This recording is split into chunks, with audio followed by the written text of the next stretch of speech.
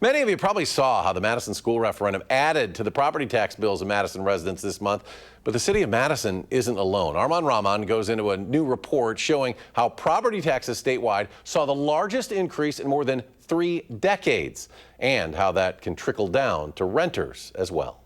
Madison and Fitchburg voters encountered a little sticker shock when they saw their December property tax bills after the MMSD referendum hit.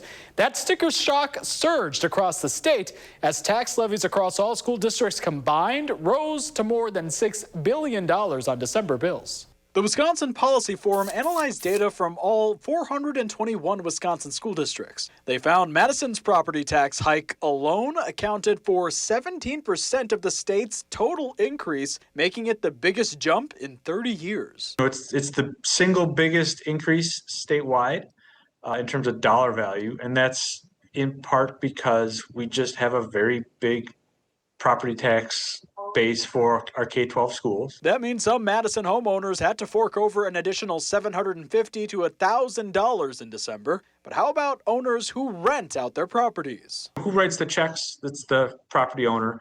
Who bears the brunt of the tax? That kind of depends on the market. Tyler Burns is a senior research associate with the Wisconsin Policy Forum. In some markets, a lot of that tax can get passed on to the renters. They don't necessarily have a lot of choices. Other markets, a little more sensitive to price. Not so much of that will get passed on to the renter. Experts say it's true that a portion of property taxes get passed on to those paying rent, but unlike property taxes, you can't raise the rent mid-lease. But according to the MIT Center for Real Estate, when property taxes go up, rents will go up to absorb 80 to 90% of the change landlords had to pay. I think one thing that can happen if that's your model for funding schools or local governments is, there's winners and losers. Reporting in Madison, Arman Rahman, News 3 Now.